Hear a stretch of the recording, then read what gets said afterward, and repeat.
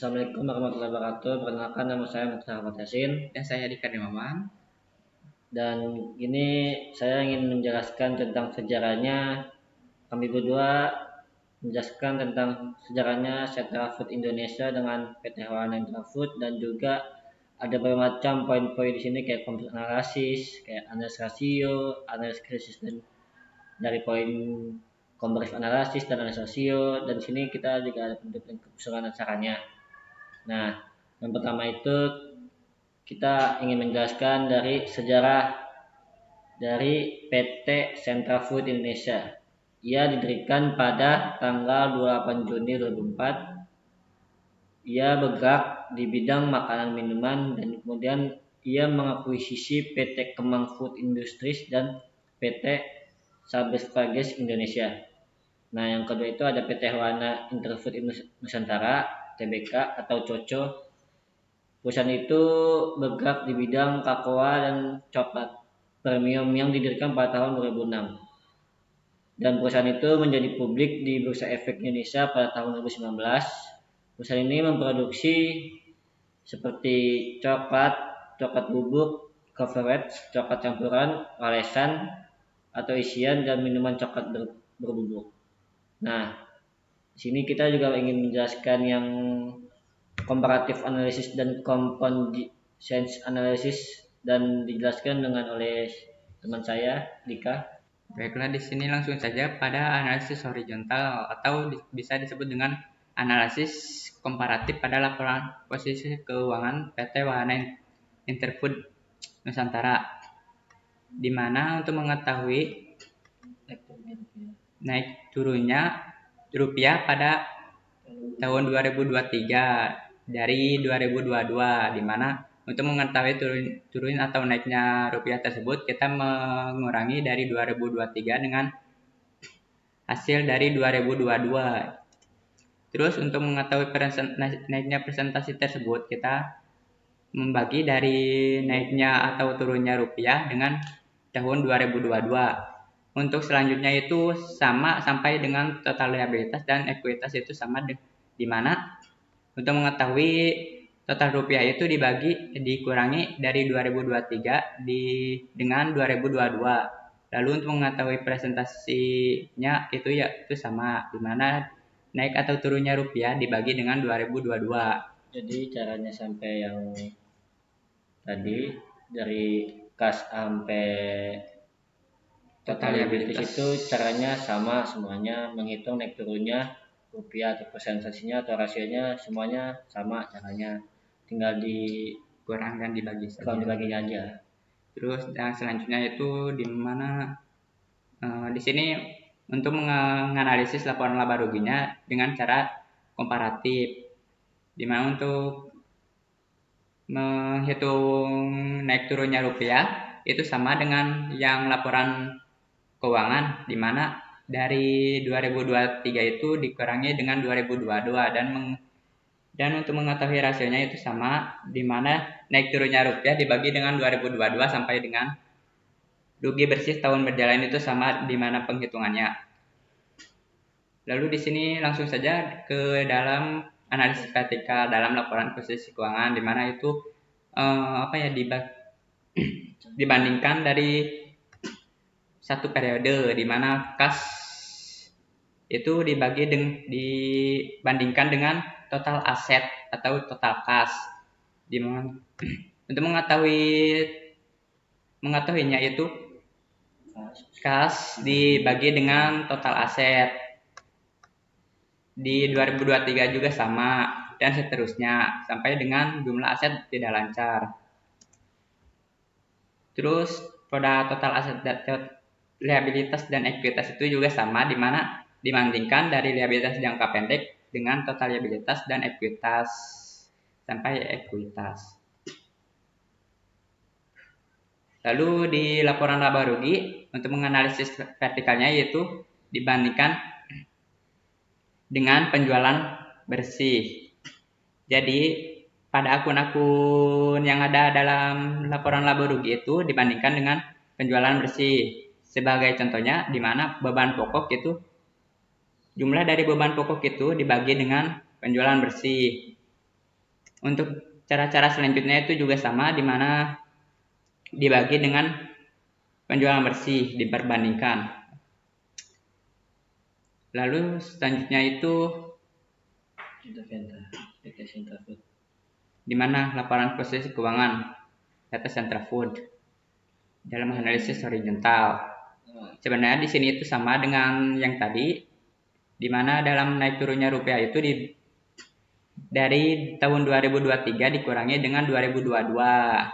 Terus untuk mengetahui presentasinya, dari naik turunnya rupiah dibagi dengan tahun 2022 sampai dengan total liabilitas dan ekuitas, itu sama cara perhitungannya.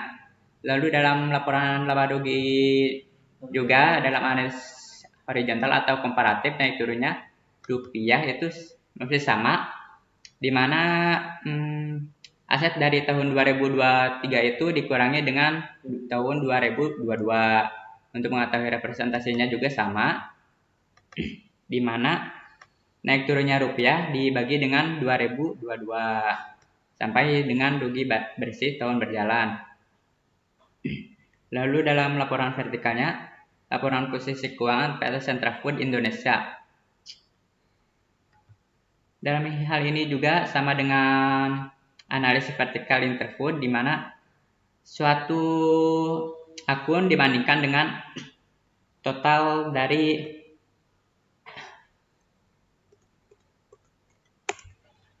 total aset.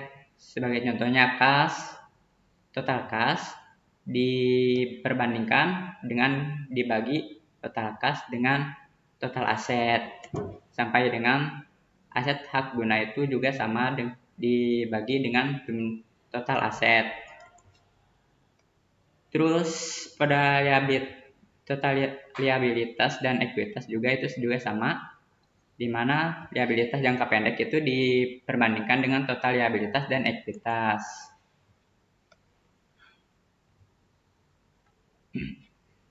Terus pada laporan laba rugi dalam analisis vertikalnya pada PT Centrafood Indonesia (TBK) juga itu juga sama dengan perhitungan vertikal pada PT Interfood Nusantara, di mana akun-akun yang ada dalam laporan laba rugi itu diperbandingkan dengan penjualan bersih.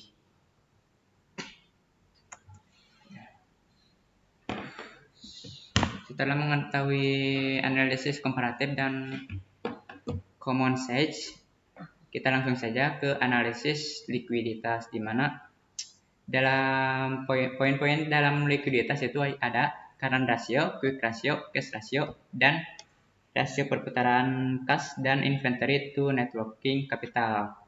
Nah, ini caranya untuk menghitung rasio lancar.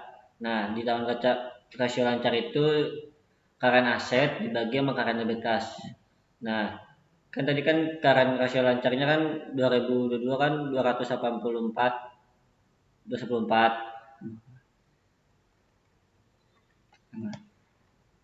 Saja. Jumlah aset lancar kan? Ya, jumlah aset lancar 284 dibagi dengan total liabilitasnya. Jadi liabilitas itu berapa? 280, Pak. Ini Dibagi dengan liabilitas jangka pendek, 146.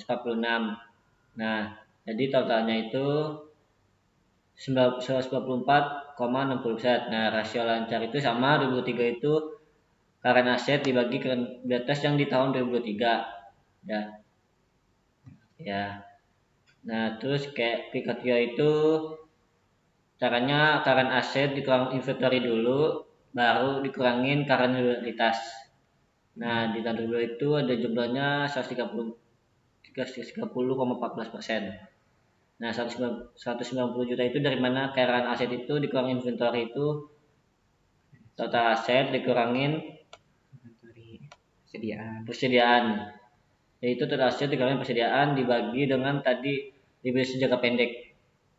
Nah, sama 2023 juga itu sama.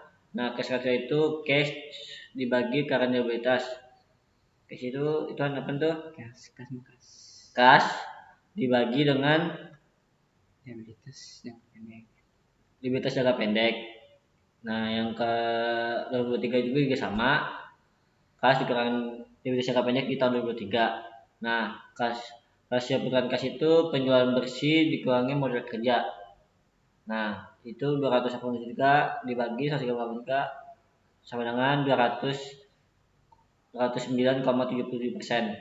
Sama juga 23. Nah, yang keempat itu ada inventory itu network capital, inventory dibagi modal kerja.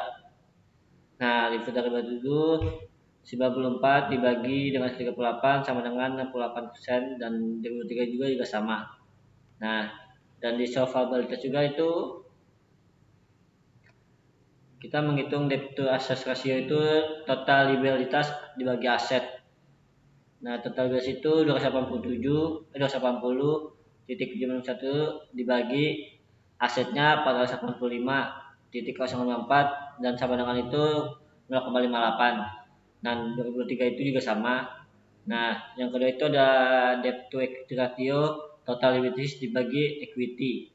Nah, 2022 itu ada 280 dibagi dengan 244 itu M ya. M kan ya.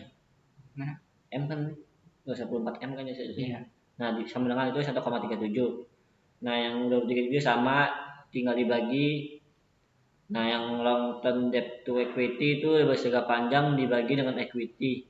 Nah, 134 M 210 dibagi dengan 214 M sama dengan 0,6 0,66. Nah, 2003 itu juga sama caranya. Nah, di situ ada rasio aktivitas itu receivable turnover-nya penjualan dibagi piutang rata-rata. Nah,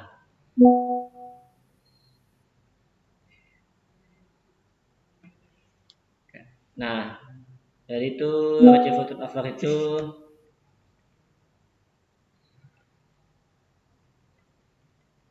Apa tadi? ini. Yang receivable turnover 22 itu 2,9 sama. Nah, yang receivable turnover 23 itu juga sama, tinggal dibagi dan inventory turnover penjualan dibagi persediaan. Nah, penjualan itu 289 penjualan itu 289 dibagi dengan persediaan. Ini 289 dibagi dengan persediaan. Persediaan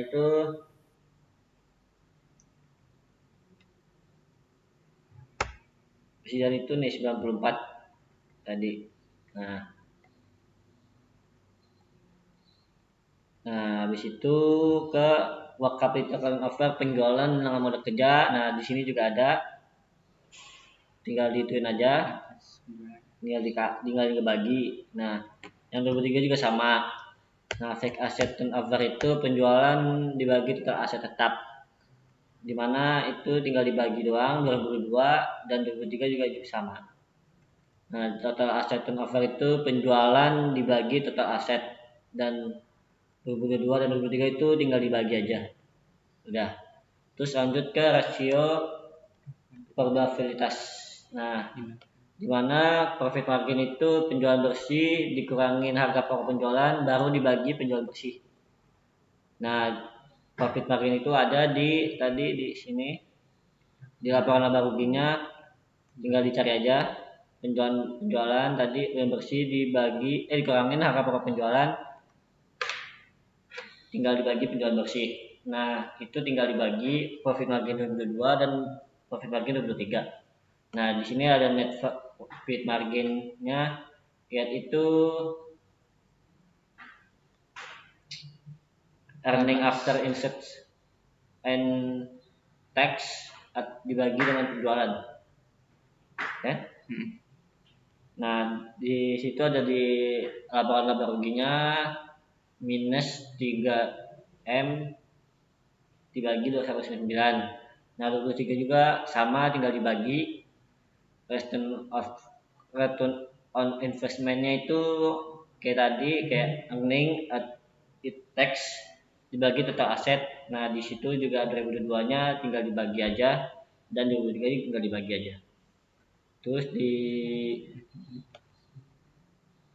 return on investment, earning Washington tetap dibagi total aset. Entah yang tadi dik. Ini yang return on equity. Earning tinggal dibagi dengan equity 2022 dibagi 2023. Sama aja sih 2022-nya tinggal dibagi doang dan 2023 juga sama. Hasilnya 1,76 dan 2023 itu hasilnya 2,6. Nah, dan ke poinnya itu di sini ada poinnya lagi, kita ingin menjelaskan itu analisis krisis dari poin komparatif analisis dan kombinasi analisis, dan kayak poinnya juga kayak analisis krisis dari analisis likuiditas, solvabilitas, aktivitas dan probabilitas. Nah, di sini kita juga ingin menjelaskannya kenapa itu analisis SWOT dalam konteks ini adalah yang pertama itu kekuatan. Nah, dalam kekuatan itu compound analisis memungkinkan perbandingan langsung dengan kompetitor, membantu mengidentifikasikan keunggulan kompetitif. Yang kedua itu common sense analysis memudahkan pemahaman struktur keuangan relatif, membantu manajemen fokus pada area kunci. Dan yang ketiga itu ada rasio memberikan gambaran komprehensif tentang kesehatan keuangan perusahaan. Yang kedua itu weakness atau kelemahannya. Kelemahannya itu yang pertama itu comparative analysis bergantung pada kesediaan dan keakuratan data komparatif. Yang kedua itu common size analysis mungkin mengabaikan perbedaan absolut yang signifikan. Yang ketiga itu rasio keuangan bisa memberikan gambaran yang terdistorsi jika ada manipulasi akuntansi atau kejadian luar biasa. Yang ketiga itu ada peluang. Yang peluang itu menggunakan insight dari analisis untuk meningkatkan efisiensi operasional dan alokasi sumber daya. Yang kedua itu menginformasikan area di mana perusahaan unggul untuk mengembangkan strategi pemasaran. Nah, yang ketiga itu memanfaatkan rasio yang baik untuk menarik investor atau mendapatkan pinjaman dengan syarat lebih baik. Yang keempat itu ancamannya. Ancamannya kompetitor mungkin lebih unggul dalam beberapa metrik, mengancam pangsa besar pasar. Yang kedua itu perubahan ekonomi yang makro dapat mengaruhi rasio keuangan secara negatif. Yang ketiga itu ada overstress pada analisis keuangan mengabaikan faktor kualitatif paling penting seperti inovasi atau loyalitas pelanggan. Nah, kesimpulannya itu analisis ini memberikan alat powerful untuk pemahaman keuangan, namun harus diintegrasikan dengan faktor kualitatif dan konteks industri untuk keputusan strategis yang efektif. Sekian dari kami berdua. Tugas video analisis laporan keuangan. Jika salah mohon maaf dari saya berdua. Dan video ini menjelaskan analisis laporan keuangan. Dan dari saya mohon maaf jika salah kata atau kurang berkenan videonya. Wassalamualaikum warahmatullahi wabarakatuh.